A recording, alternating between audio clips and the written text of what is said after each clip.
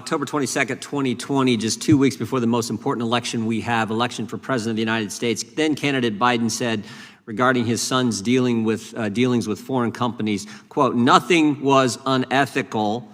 My son has not made money from Chinese business interests." Now, there are 4.8 million reasons why that statement was not accurate. And how do we know? How do we know that statement was not accurate? The Washington Post told us so last week.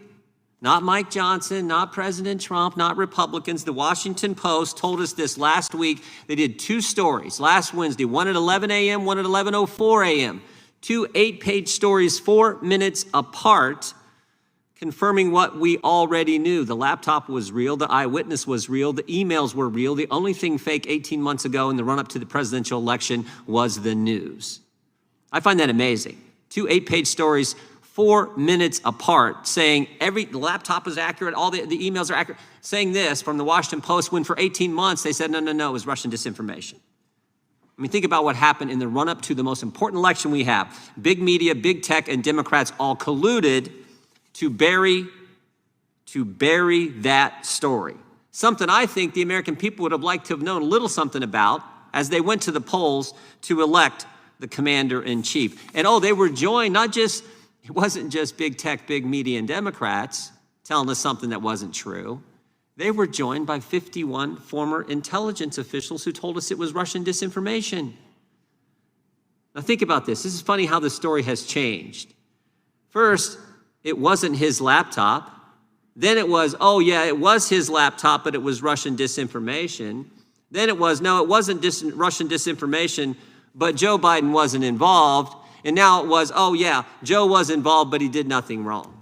Amazing how that's all changed in 18 months. So I look forward to hearing from our witnesses and figuring out what we can do with the Foreign Agent Registration Act of 1938. Probably does need some changes, something done to it.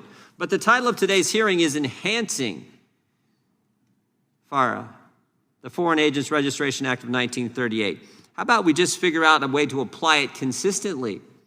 As the ranking member said in his opening statements, this has been used just about anyone who was involved in the Trump campaign had it used against them to get information and do a prosecution, do the whole Mueller investigation, which found out there was no collusion. We obviously had collusion here. Maybe it does need to be applied, at least in a consistent fashion, to Hunter Biden. We know Hunter Biden took millions of dollars from the wife of the mayor of Moscow. We know he took millions of dollars from energy companies in Ukraine and millions of dollars from companies in China with ties to the Chinese Communist Party, including, as the ranking member mentioned, CEFC, which paid him $4.8 million in 1 year's time. Should Hunter Biden have registered under this act? Why didn't he register under this act? Why is the Department of Justice being inconsistent? At least that's what it seems.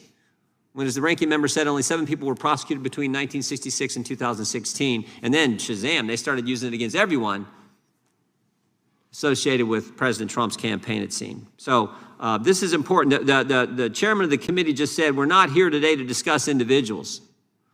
But I do think the American people would like to know the truth about this story and why it was kept from them, kept from we the people, prior to, as I said before, the most important election we have in this nation.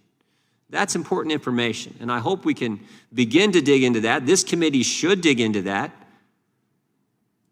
We should be all about making sure the American people get the truth and not have, as I said before, big tech, big media, Democrats, and 51 former intel officials tell us something in the run-up to the election that was not accurate.